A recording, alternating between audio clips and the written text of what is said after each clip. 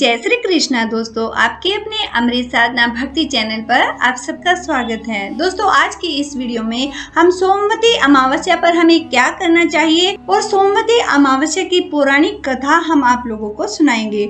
दोस्तों, उम्मीद करती हूँ वीडियो आप लोगों को जरूर पसंद आने वाली है और आप लोगों के लिए ज्ञानवर्धक भी रहेगी। तो दोस्तों, वीडियो को आप ज्यादा से ज्यादा शेयर कर दीजिएगा। अगर पसंद आती है तो आप लाइक भी कर दीजिएगा और चैनल पर अगर आप पहली बार वीडियो देख रहे हैं तो चैनल को सब्सक्राइब कर लीजिएगा, साथ ही बेल बटन को भी दबा दीजिएगा ताकि चैनल पर अपलोड की जाने वाली हर प्रकार की नई वीडियो का नोटिफिकेशन सबसे पहले आप लोगों को मिल सके। तो आइए दोस्तों, हम जान लेते हैं सोमवती अमावस्या का हमारे जीवन में क्या महत्व है और हमें इस दिन क्या करना चाहिए। और सोमवती अमावस्या की कथा का श्रवण करते हुए हम महान पुण्यों का भी अर्जन कर लेते हैं। तो दोस्तों, सोमवती अमावस्या का हमारे हिंदू धर्म में विशेष महत्व होता है क्योंकि सोमवार का दिन भगवान शिव जी का दिन होता है और सोमवती अमावस्या पर शिव जी भगवान की आराधना, पूजन अर्चन सब शिव भगवान के ही समर्पित होता है और हमारे पितृ देवी देवताओं की भी पूजा इस दिन विशेष रूप से की जाती है। और दोस्तों, सोमवती अमावस्या का अगर आप व्रत रखते हैं तो पीपल के वृक्ष की पूजा इस दिन जरूर करनी चाहिए क्योंकि शिव जी का वास मानकर पीपल और वट वृक्ष की पूजा की जाती है सोमवती अमावस्या के दिन। और आपके घर के पास में चाहे पीपल है चाहे वट का वृक्ष है, आप इनकी 7 परिक्रमा जरूर कीजिएगा। पीपल की परिक्रमा अगर आप करते हैं तो ओम नमः भगवते वासुदेवाय इस प्रकार से मंत्र का उच्चारण करते हुए अपनी मनोकामना को कहते हुए आप 7 परिक्रमा कर लीजिएगा। और वट वृक्ष की अगर परिक्रमा करते हैं तो ओम नमः शिवाय इस मंत्र का उच्चारण करते हुए 7 परिक्रमा कीजिएगा। और दोस्तों, गंगा स्नान का इस दिन बड़ा विशिष्ट महत्व होता है। गंगा स्नान अगर आप कर सकते हैं तो बहुत ही उत्तम है। और दोस्तों, अगर आप गंगा स्नान के लिए नहीं जा पाते हैं, किसी कारणवश आप गंगा स्नान नहीं कर पाते हैं, तो दोस्तों एक विधि हम आपको बताते हैं। इस विधि के द्वारा आप घर पर ही गंगा स्नान का पुण्य प्राप्त कर सकते हैं। इसके लिए दोस्तों आपको क्या करना होगा, जो आपके नहाने का बर्तन है, मसलन कोई बाल्टी है तो उस बाल्टी में थोड़ा सा आप गंगा जल डाल लीजिएगा और उसके बाद नल चलाकर उस बाल्टी को जितना आप पानी में नहाना चाहते हैं उतना पानी उसमें भर लीजिएगा। लेकिन दोस्तों ये ध्यान रखना है, आपको भरी हुई बाल्टी में गंगा जल नहीं डालना है। आपको पहले गंगा जल डालकर फिर उस बाल्टी में नहाने के लिए अपना पानी भरना है। इससे आपको गंगा जल स्नान का जो पुण्य होता है वो घर पर ही प्राप्त हो सकता है। और आपके आसपास में कोई नदी है, सरोवर है, तालाब है तो उसमें भी आप स्नान कर सकते हैं। और दोस्तों, शिव पार्वती और तुलसी जी का पूजन सोमवती अमावस्या के दिन बहुत ही विशेष मायने रखता है। तो इस दिन महादेव महादेवी का और तुलसी माता का पूजन आप लोगों को विशेष रूप से करना चाहिए। तो दोस्तों, पहले हम जान लेते हैं कि हमें कौन से कार्य हैं जो इस दिन करने चाहिए। दोस्तों, ऐसा माना गया है कि पीपल के मूल में भगवान विष्णु, तने में शिव जी भगवान और अग्र भाग में ब्रह्मा जी का निवास होता है। तो दोस्तों, सोमवती अमावस्या के दिन पीपल का पूजन हमें विशेष रूप से करना चाहिए। पीपल के पूजन से सौभाग्य की वृद्धि होती है। व्यक्ति की हर मनोकामना पूर्ण हो सकती है अगर वह विधि से पीपल का पूजन सोमवती अमावस्या के दिन कर लेता है। और दोस्तों, सही विधि क्या होती है वो हम आपको बता देते हैं। पीपल का जब आप पूजन करने जाते हैं, आपके आसपास या किसी मंदिर में पीपल का वृक्ष है, तो दोस्तों आपको नहा धोकर शुद्ध वस्त्र धारण करके एक जल का लोटा अपने साथ लेकर जाना है।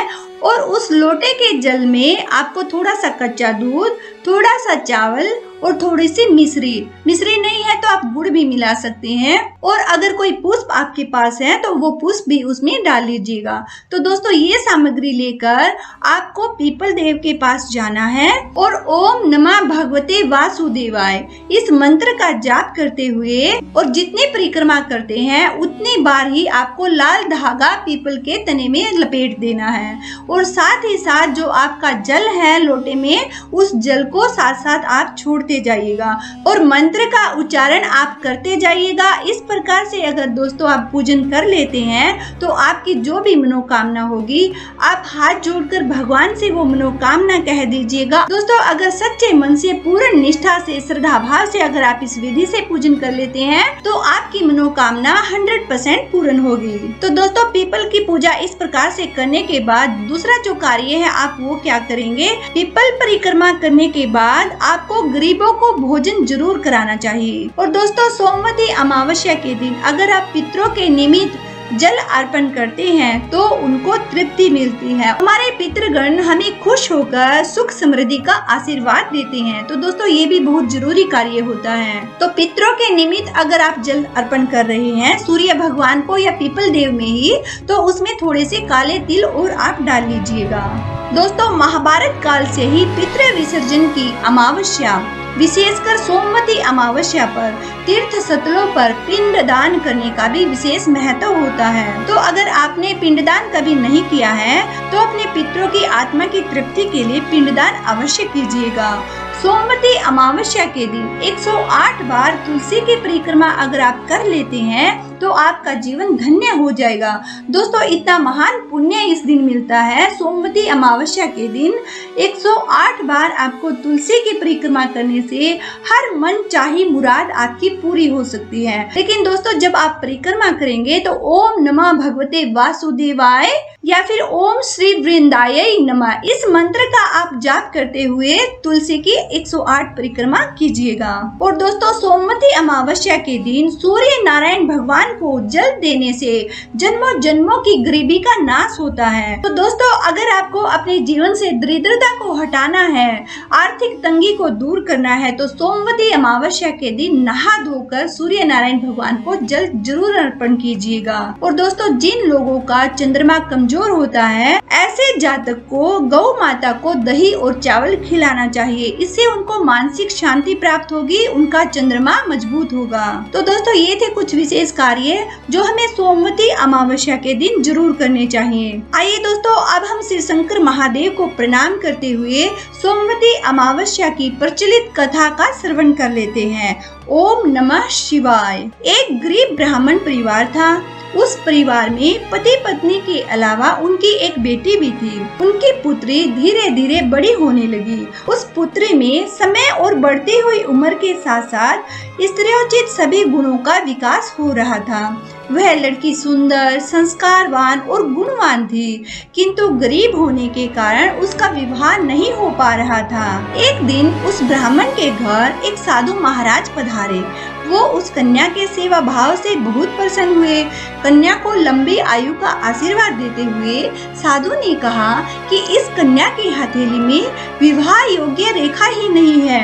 तब ब्राह्मण दंपति ने साधु से उपाय पूछा कि कन्या ऐसा क्या करे कि उसके हाथ में विवाह के योग बन जाए।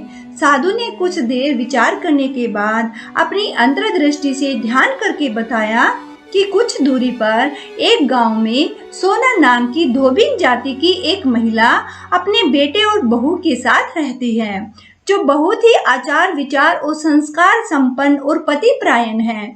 यदि यह कन्या उसकी सेवा करे और वह महिला इसकी शादी में अपनी मांग का सिंदूर लगा दे, उसके बाद इस कन्या का विवाह हो जाए तो इस कन्या का जो वैधव्य का योग है वो मिट सकता है। साधु ने यह भी बताया कि वह महिला कहीं आती जाती नहीं है। यह बात सुनकर ब्राह्मणी ने अपनी बेटी से धोबिन की सेवा करने की बात कही। अगले दिन कन्या प्रातःकाल ही उठकर सोना धोबिन के घर जाकर साफ सफाई और अन्य सारे काम करके अपने घर वापस आ जाती। एक दिन सोना धोबिन अपनी बहू से पूछती है कि तुम तो सुबह ही उठकर सारे काम कर लेती हो और पता भी नहीं चलता। बहू ने कहा, माँ जी मैंने तो सोचा कि आप ही सुबह उठकर सारे काम खुद ही कर लेती हैं, मैं तो देर से उठती हूँ। इस पर दोनों सास बहू निगरानी करने लगी कि कौन है जो सुबह ही हमारे घर का सारा काम करके चला जाता है। कई दिनों के बाद धोबिन ने देखा कि एक कन्या मुँह अंधेरे घर में आती है और सारे काम करने के बाद चली जाती है।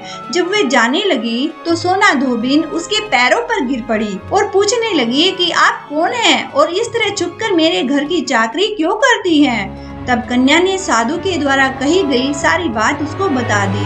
सोना धोबिन पतिपरायण थी, उसमें तेज था। वह तैयार हो गई। सोना धोबिन के पति थोड़ा अस्वस्थ थे। उसने अपनी बहू से अपने लौट आने तक घर पर ही रहने को कहा।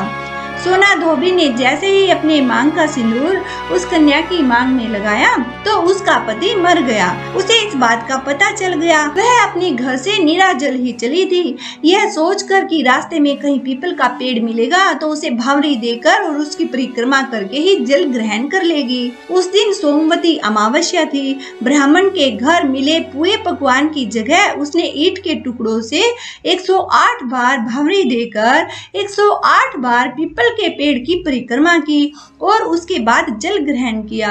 ऐसा करते ही उसके पति के मुर्दा शरीर में वापस जान आ गई। धोबिन का पति वापस जीवित हो उठा। इसलिए सोमवती अमावस्या के दिन से शुरू करके जो व्यक्ति हर अमावस्या के दिन भंवरी देता है उसके सुख और सौभाग्य में वृद्धि होती है। पीपल के पेड़ में सभी देवों का वास होता है। अतः जो व्यक्ति हर अमावस्या को अगर ना भी कर सके तो वह सोमवार को पड़ने वाली सोमवती अमावस्या के दिन 108 वस्तुओं की भंवरी देकर सोना धोबिन और गौरी गणेश का पूजन करता है। उसे अखंड सौभाग्य की प्राप्ति होती है, अक्षय सुख समृद्धि की प्राप्ति होती है।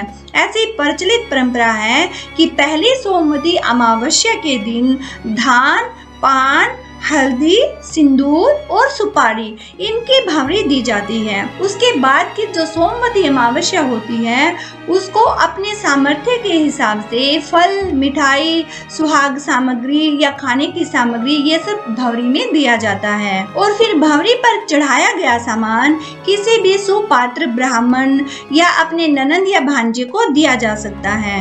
लेकिन दोस्तों यहाँ पर एक बात का विशेष ध्यान रखना चाहिए कि जो भंवरी का सामान होता है वह हमें अपने गोत्र या फिर अपने से निम्न गोत्र या अपने परिवार के किसी सदस्य को दान नहीं करना चाहिए।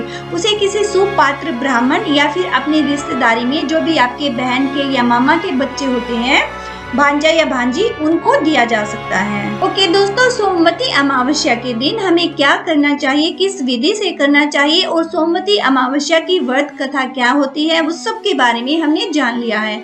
उम्मीद करती हूँ दोस्तों वीडियो आप लोगों को जरूर पसंद आई होगी। तो दोस्तों वीडियो को ज्यादा से ज्यादा आप शेयर कर दीजिएगा, अगर पसंद आए तो लाइक भी कर दीजिएगा और चैनल पर अगर आप पहली बार वीडियो देख रहे हैं तो चैनल को सब्सक्राइब कर लीजिएगा, साथ ही बेल बटन को भी दबा दीजिएगा ताकि चैनल पर अपलोड की जाने वाली हर प्रकार की नई वीडियो का नोटिफिकेशन सबसे पहले आप लोगों को मिल सके। दोस्तों कमेंट सेक्शन में हर हर महादेव लिखना मत भूलिएगा। ओके दोस्तों, फिर मिलते हैं किसी नई जानकारी के साथ। हर हर महादेव।